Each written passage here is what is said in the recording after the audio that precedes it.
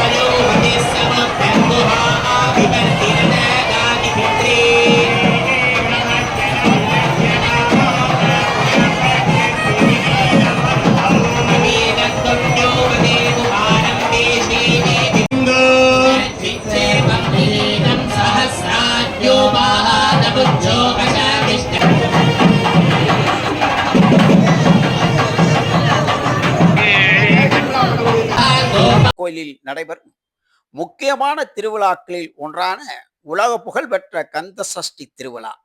நேற்று காலை நிறுவனர் சிவகுமார் என்ற பக்தர் தொடர்ந்து 2வது நாளாக காணிக்கையாக வழங்கிய 2 லட்சம் மதிப்பிலான தங்கப்பட்டு சருகை யாகசாலை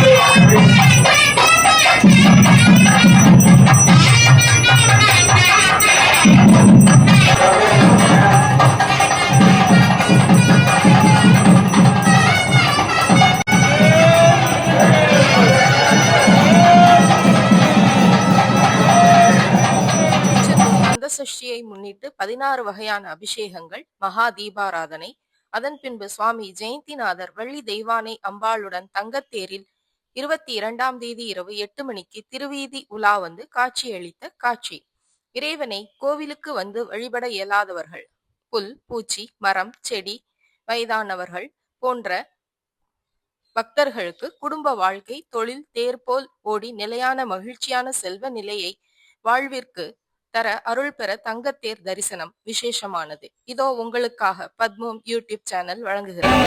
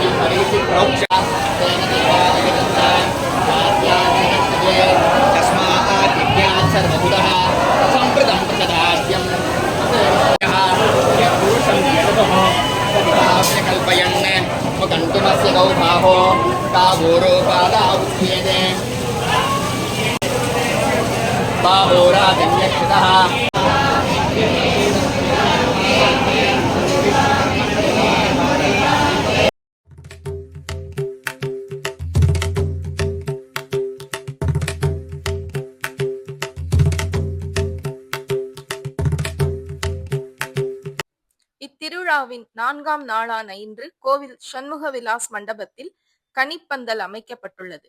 இந்த கனிப்பந்தலில் ஆப்பிள், அன்னாசி பழம், மாதுளை பழம், வாழைப்பழம், ஆரஞ்சு உள்ளிட்ட பல்வேறு பழங்கள் கட்டப்பட்டுள்ளது. இதனைத் தொடர்ந்து கந்தசஷ்டி திருவிழாவில் யாகசாலை பூஜை நடைபெற்ற பின் சுவாமி ஜெயந்திநாதர் அபிஷேகம் அலங்காரமாகி தங்கச் சப்பரத்தில் எழுந்தருளி கனிப்பந்தல் வந்து சண்முக விலாசம் மண்டபத்தில் பக்தர்களுக்கு காட்சி கொடுத்து கனிகளுக்கு அருள் பாலிப்பார். தொடர்ந்து பக்தர்களுக்கு கனிப்பந்தலில் உள்ள பழங்கள் பிரசாதமாக வழங்கப்படும். இந்த பழங்களை சாப்பிடும் பக்தர்கள் வேண்டிய வரங்கள் கிடைக்கும் என கூறப்படுகிறது. மேலும் குழந்தை வரம் வேண்டி விரதம் இருக்கும் பெண் பக்தர்கள் இந்த பழங்களை பிரசாதமாக சாப்பிடும் போது அவர்களுக்கு குழந்தையை பாக்கியம் கிடைக்கும் எனவும் அது போன்ற அதிசயங்கள் நடந்திருப்பதாகவும் பெண் பக்தர்கள் பக்தி பரவசத்துடன் கூறுகின்றனர்.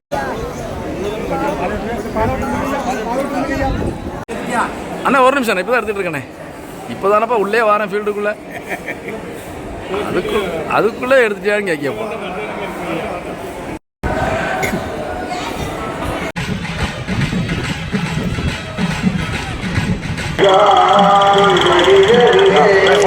போட்டு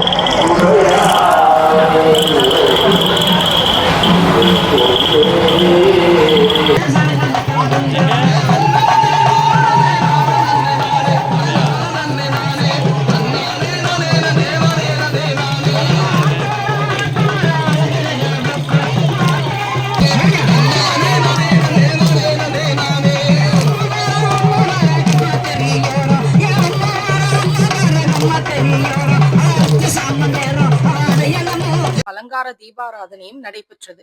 அதனை அடுத்து இரவு சுவாமி ஜெயந்திநாதர் வள்ளி தெய்வானை அம்மனுடன் தங்கத்தேரில் எழுந்தருளினார். அங்கும் சுவாமிக்கு சிறப்பு பூஜை நடைபெற்ற பின் சுவாமி தங்கத்தேரில் மேள வாத்தியங்கள் முழங்க கிரிவீதி உலா வரும் நிகழ்ச்சி நடைபெற்றது. இதில் தமிழகம் மட்டுமல்லாது வெளிநாடுகளில் இருந்தும் ஏராளமானோர் கலந்து கொண்டு சாமி தரிசனம் செய்தனர். இது போன்ற ஆன்மீக செய்திகளுக்கு பத்மம். இந்த 4ஆம் நாள் திருவிழாவின் சிறப்பு என்னவென்றால், தாயார் சாலை மண்டபத்தில்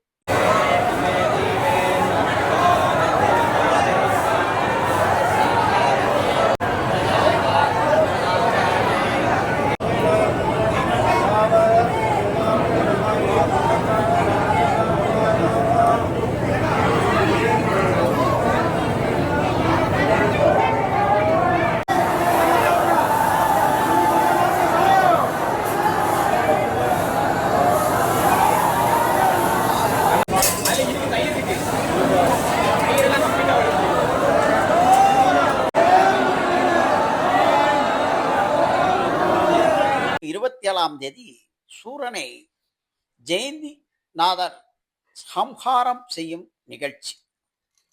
இதற்காக கோயிலில் காலை யாகசாலை பூஜை மற்றும் சுவாமிக்கு விசேஷ அபிஷேகங்கள்.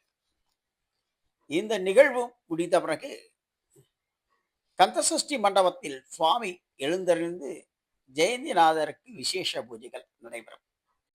இத்துடன் கந்தசஷ்டி திருவிழா நிறைவேறுகிறது. அதன் பின்பு தொடர்ந்து 5 நாள் ஊஞ்சல் சேவை திருக்கோயிலில் நடைபெறும். இதை உள்ளூர் மக்கள் கண்டுகளிப்பார்கள். ஆனால் கந்தசஷ்டி திருவிழா துவங்கி கிட்டத்தட்ட 6 நாட்களுக்கு மேல் உள்ளூர், வெளியூர், வெளிநாட்டுகளிலிருந்து வரும் பக்தர்கள் லட்சக்கணக்கில் கூடி வருவார்கள். ஆட்டம், பாட்டம், கிரகம், இப்படி காவேரி என்ன விரதம் இருந்து அங்க பிரதர்சனம் இருந்து இறைவனை வழிபாடு செய்வது அவர்களுக்கு மன திருப்தி. தினந்தோறும் காலை யாக தொடர்ந்து பல்வேறு நிகழ்ச்சிகள் நடைபெற்று வருகிறது. இது ஏராளமானோர் கலந்து கோயில் கடற்கரையில் நடைபெற்றது. இதை முன்னிட்டு 1:30 மணிக்கு விஸ்வரூப தீபாராதனையும் 2 மணிக்கு உதய மார்த்தாண்ட அபிஷேகம் நடைபெற்றது. அதனைத் தொடர்ந்து நடைபெற்ற பூர்ணாகுதி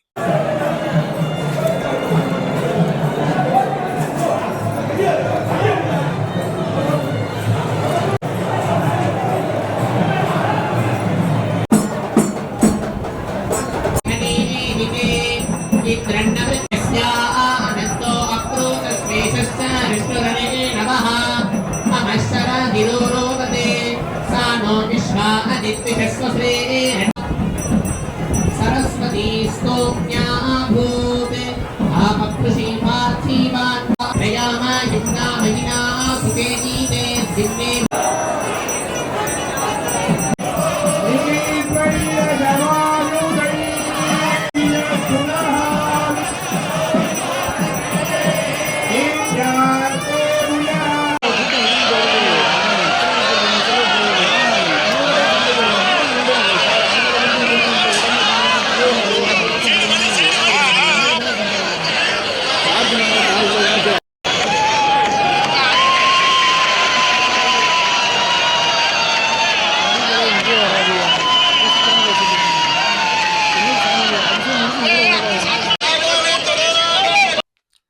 ஏன் திருச்செந்தூர் அருள்மிகு சுப்பிரமணியர் திருக்கோவிலில் நள்ளிரவில் முருகப்பெருமானுக்கும் தெய்வானைக்கும் திருமணம் நடைபெறுகிறது என்பதை பற்றி பார்க்கலாம்.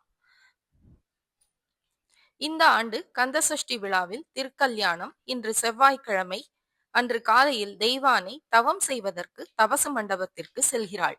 முருகனை திருமணம் செய்வதற்காக தவம் இருக்கிறாள். மாலையில் குமரவிடங்கர் சண்முக பெருமானின் பிரதிநிதியாக தபசு மண்டபத்திற்கு மயில் வாகனத்தில் சென்று தெய்வானை மாலை சுற்றி நிச்சயதார்த்தம் செய்கிறார்.